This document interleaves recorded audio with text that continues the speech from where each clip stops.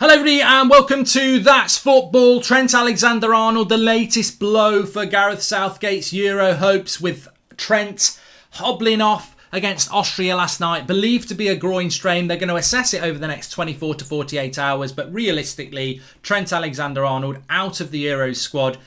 He should have been out of it a couple of days ago, people thought. He's in there with four right backs. He plays a game, he gets injured, he's out again. So what does that mean for the squad? Also, Haaland to Chelsea. Lukaku has come out and said he wants to stay at Inter. That potentially closes the door on him going to Chelsea. Chelsea need a top-class striker. Where will they look next? Is Haaland a possibility? I actually think there's somebody else, which we'll mention in a minute. But let's talk about England and the Euros. The Euros are fast approaching. Southgate has a bit of a headache, or does he? He's picked that squad of 26. He's got four right backs in it. Trent Alexander-Arnold should not go, in my opinion. Now, by the way, I think he's all. The whole point of a 26-man squad is because everyone's had a really hard season. Instead of a 23-man squad, you have three extra players. If he's taking Trent and he's taking Maguire and he's taking Henderson, he's basically taking three players injured and knocking himself down to a 23-man squad. On top of that, we all know as United fans that Rashford is carrying an injury as well. So you're taking four players that we know of who are pretty, seriously injured in the way that they're not at their best. So for me, Trent Alexander-Arnold gets taken out of that squad. Who he replaces with him, we'll talk about in a moment. But I just don't think you can take any more players that are carrying injuries. I actually find it amazing that Ward-Prowse isn't part of this squad. I like Jordan Henderson. He's not kicked a ball since February. He couldn't even play last night. We start a week on Sunday and Jordan Henderson hasn't played any football. If he was at Liverpool and he was coming back from an injury and Liverpool were playing a quarter-final against PSG and he'd not played since February, do you think Jurgen Klopp would start him against PSG a week on Sunday? He wouldn't. He'd have behind closed doors games. He'd have some under-23 games. He'd give him like half an hour in a league game.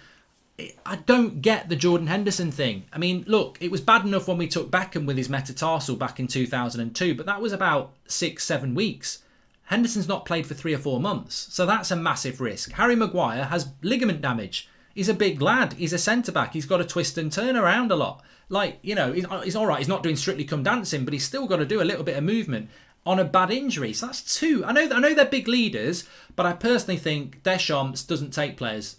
Deschamps wouldn't take Maguire and he wouldn't take Henderson. Yes, he's got lots of quality in reserves, but we have as well. I think that you take one of those players, not both of them.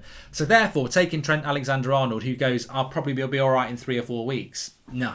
This is a tournament. If you're not fit, it's unlucky. It's sad, but you're not fit. So for me, Trent would come out. Also, my worry with four right backs is that we're going to see a back five. He made subs yesterday, went from a back four to a back five. Southgate loves a back five. I don't like having four right backs because to me it just means we're going to be playing a back five. So with Trent out there, maybe it means we're more likely to take a back four.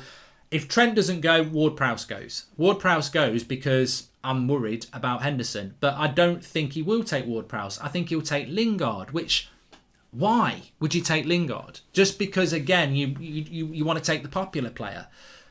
Mount, Foden, Sancho, Grealish, they can all play attacking midfield. Why would you take Lingard as well? It doesn't make any sense. So I don't think Trent should go. I think Ward-Prowse should go. But knowing Southgate, he'll be thinking about back fives. He'll be thinking about popularity. And I think he will replace Trent with Lingard, which I don't think does the squad any good. And also, if you do take Lingard, he shouldn't be getting a minute. But what if you're playing a game like Scotland and he brings Lingard on instead of Grealish? Hold on a minute. Lingard wasn't even part of your 26. He's only in it now because Trent's in it, but you're bringing him on before Grealish. Why was he not?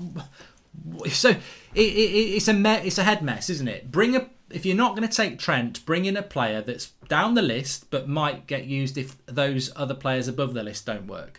So we'll see how that works.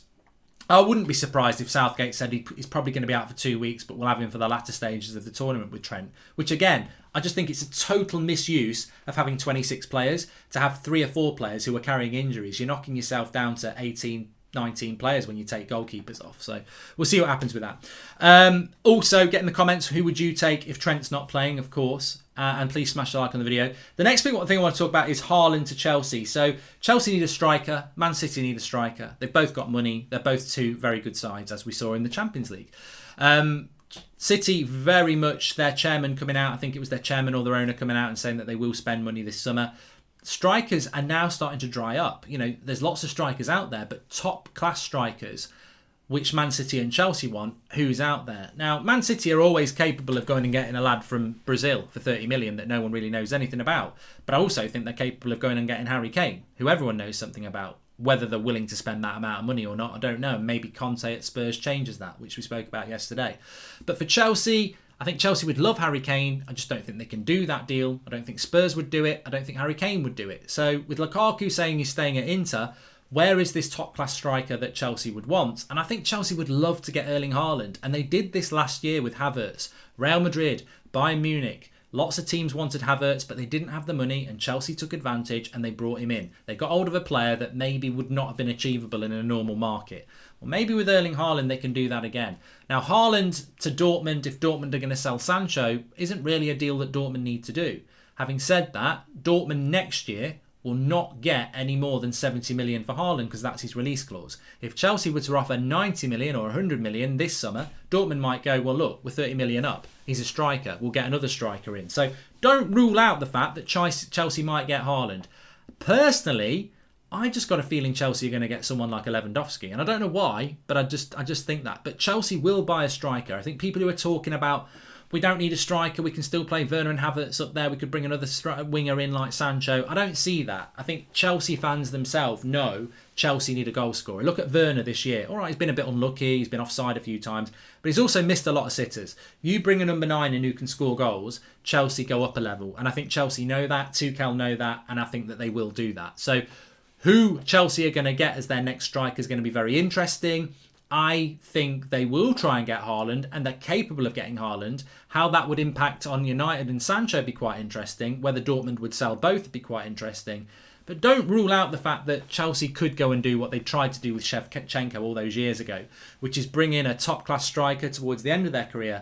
And Lewandowski would certainly be very, very interesting. But I think, to be honest with you, Tuchel, German connection, Haaland, rapid.